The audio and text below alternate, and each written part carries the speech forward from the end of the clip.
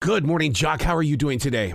Really well, yourself. Absolutely fantastic. I got to ask you right from the start, all of these songs that you're featuring on Friends and Family are a huge chunk of my heart. As a musician, as somebody who has lived the life, does it affect you the same way as a listener? Well, yeah, first and foremost, I'm a fan.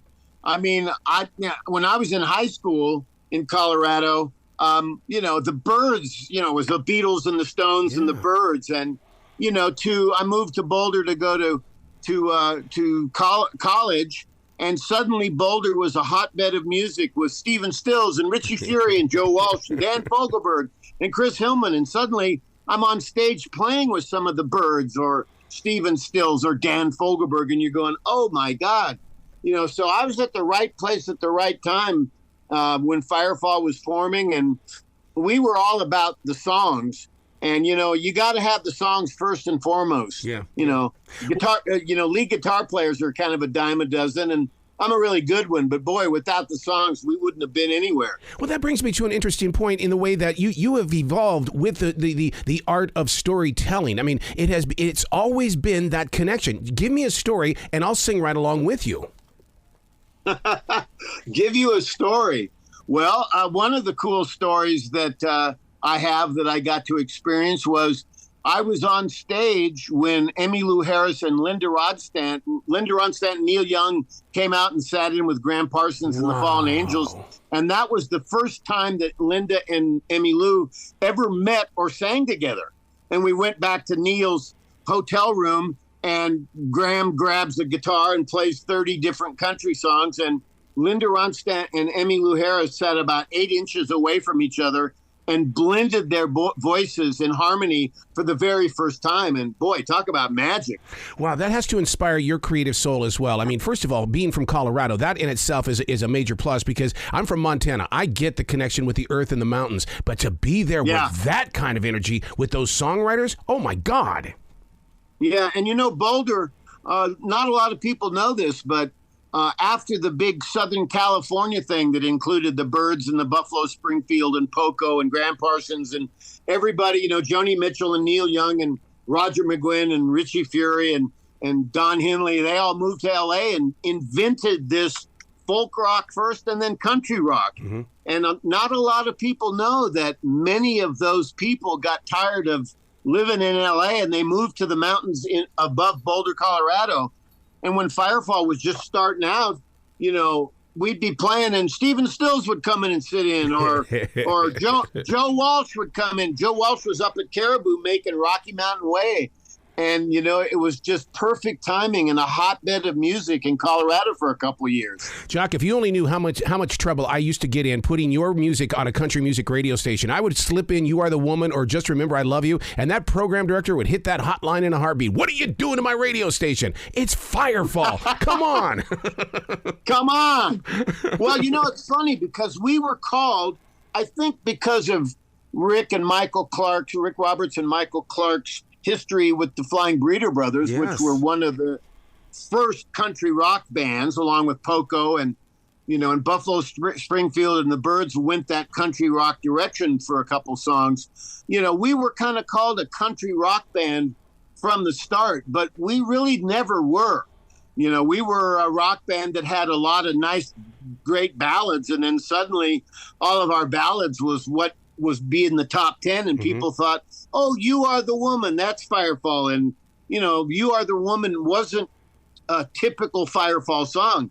A typical Firefall song would be Mexico or Cinderella, but we had a lot of great songs. Yeah, because I was always introduced to you guys and your new music through Casey Kasem, so he had to have played a major role in getting your sound out there. Yeah, to be on his radio shows. Well, when we hit it, in 1976, our first album was so good that suddenly we're touring with everybody. Yeah. The Doobies and the band and Marshall Tucker and Leonard Skinner and Fleetwood Mac. To actually be on open shows for Fleetwood Mac during the Rumors tour, that was, 70 or 80,000 people a day in some stadium. wow. Wow. How do you keep calm in a moment like that when you step out there and all of these people are there to see Fleetwood Mac, but you're there also to bring your sound to a new audience? It would be hard to do, even if you were the headliner. It'd be hard to do if you weren't totally confident, of the songs and what your band did, but also in my case, what I was doing on those songs, playing lead guitar.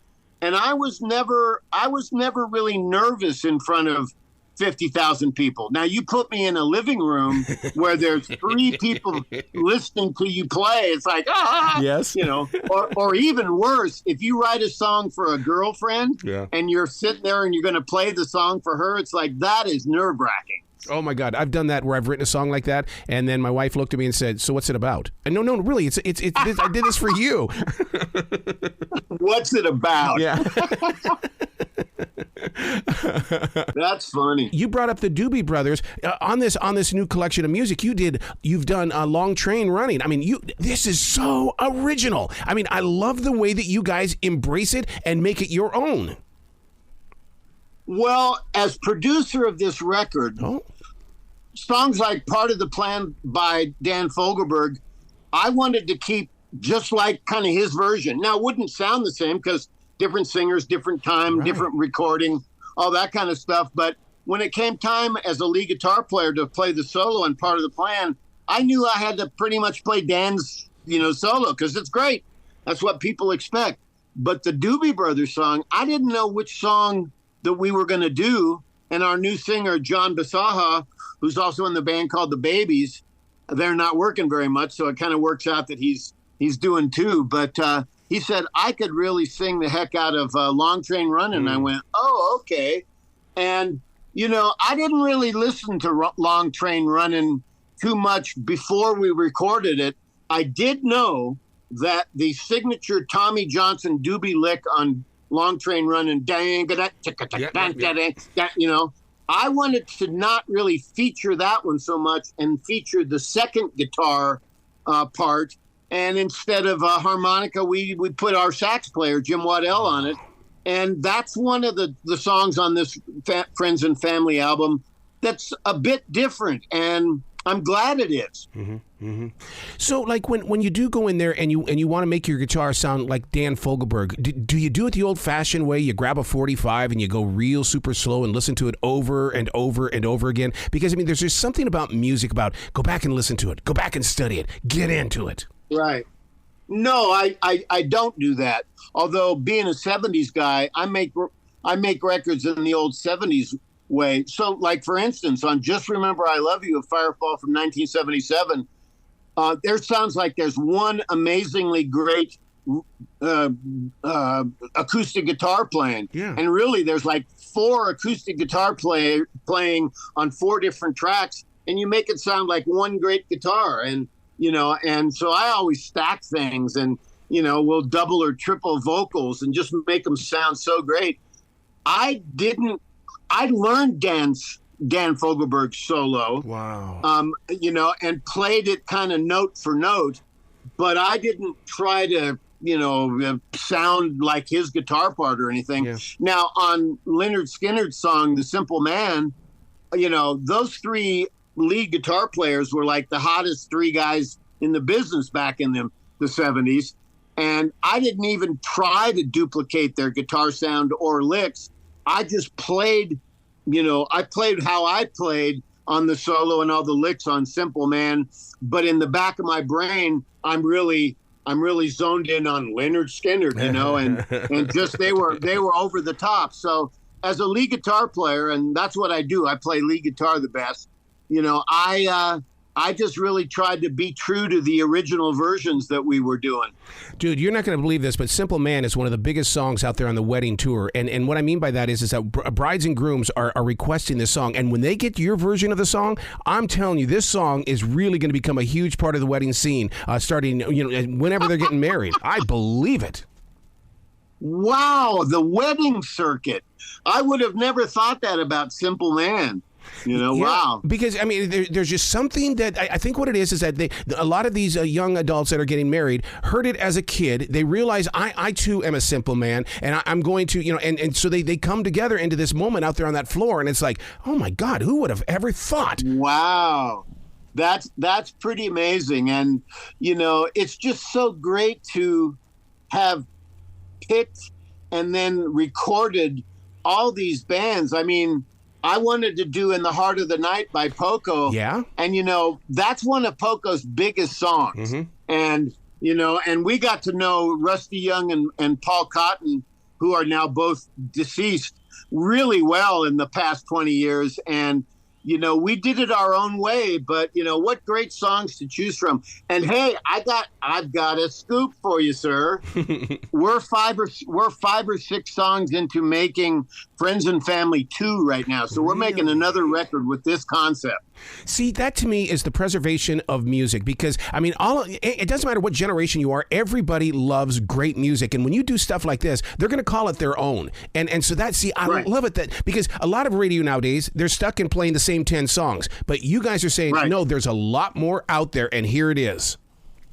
Well, it's historic in a way, because there's a lot of 20 and 30-year-olds who's never heard any of those Doobie Brothers or Poco songs, much less Firefall, So we're exposing them to a Dan Fogelberg song or to a Simple Man by Lynyrd Skynyrd. So it was really an honor, and we did this with love and respect toward that music.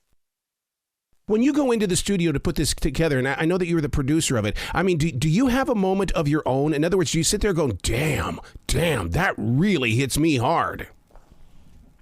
Yeah. Yeah. And of course, I'm a painter too, and being in the studio and creating something musical out of nothing, it's kind of like looking at a blank canvas and saying, okay, now what am I going to paint? And, and it was pretty easy because we had, the original songs by these bands to go from. But, there's a point at which you're building up these songs and, let's add some more background vocals, or, hey, let's add a keyboard, an organ part here, where you have to pretty much your hands off and you go, okay, that's it. Nothing more. Yep. This is as good as I can make it. And you stop adding stuff to it. So it was a really wonderful experience because every Firefall album I've ever made, was all Firefall songs. Yeah. And to do this was just fantastic. You talked about layering earlier with the music, and then now you just tell me that you're a painter as well. There's layering on that canvas. I mean, you got to put the paint on top of the paint on top of the paint. Yeah, right, exactly. And, and as a producer, you have to know when to hands off or to stop, or no, this doesn't need more percussion or whatever. And you have to be a really good listener. Yeah. And for instance, when somebody's out in the studio and putting congas on or playing a bass part, and you go, hey, you need to do something that's slightly more simple on the choruses because you're playing too much there or whatever.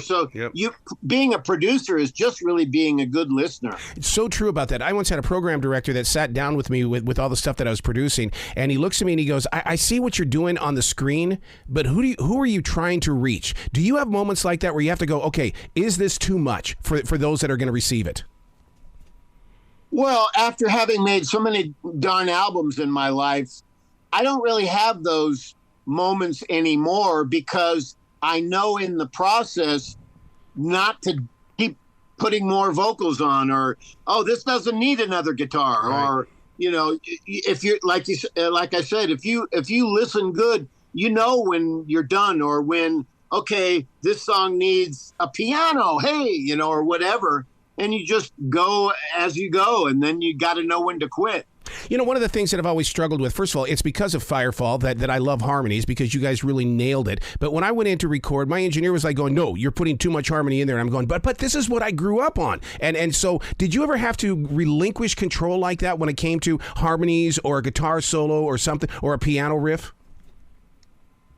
Not so much the music part of it, but of course a producer. And I mean, we worked with some great producers like Tom Dowd, or Ron and Howard Albert from our original albums, and and they're kind of in control in the studio, and they may say to you when I'm out there playing guitar licks and seeing what works, because when you're recording You Are the Woman or Mexico or whatever song for the first time, you don't there's no lead guitar on there. You got to play it. And sometimes the producer would push the button and say, I like what you're trying to do, but try something different, or else play a little bit less, or this section needs something more, so you get direction. And then, of course, the ultimate control is whoever the record label is. They'll say, okay, this sounds great, or nah, you need to go back and redo stuff. And I remember in the old days, we were on Atlantic, so we got to hang with Ahmet Ertegun a bunch of times.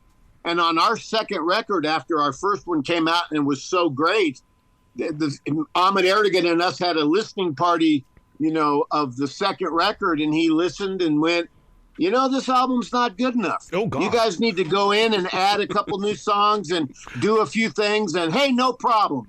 And Ahmet said, and he was right. The first album we made for our second album wasn't as good as the one that we went in and redid. Yeah. Which I love that story, because so many bands that I talk with today go, no, I'm going to do this one song at a time. Whereas you guys are featuring an entire album here. So many of the new bands, one song at a time. Is that fair to the process of music? Yeah, and ultimately, even a song like an album like Friends and Family is one song at a time. But as the producer, I had to be above all of it and think, okay, is this Poco song going to fit with the Flying Burrito Brothers song, or is this, and then figuring out the order of the songs, that's kind of critical too, you don't want to have 4 songs in the key of F together. You got to split them apart, or you can't have 3 or 4 songs in a minor key without breaking them up with a major key happy song occasionally. Yeah, that's so true, because music placement is so important to me as a camper, because when I'm out there and I've popped a CD in that machine, I want those songs to become a part of my atmosphere. And so it starts with you and that song selection. Right.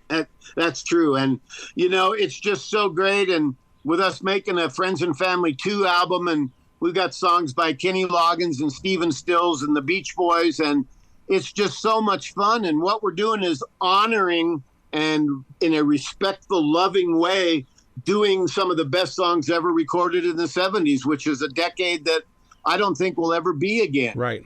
Back then, record labels didn't have the control. And if you had songs that could fill an album that were good, they let you do pretty much what you wanted to do, which that ended in the 80s. That's for sure.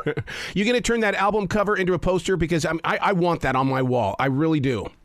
Yes, we are. And you know what? My son, Jamie, did that, and he's a really good graphic designer. He came up with 3 covers in about 24 hours using AI, and I looked at all 3 of them, and I went, oh, my God, that is great.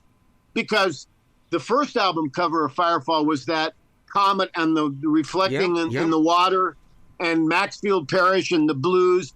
I helped design that cover back in 1975, 76.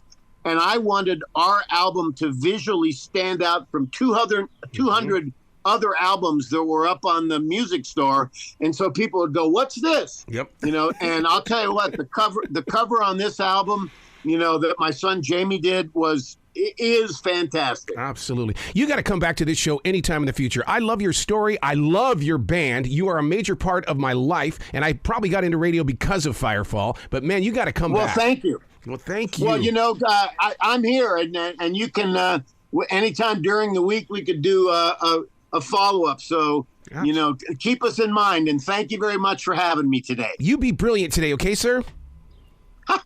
Okay, I'll be brilliant.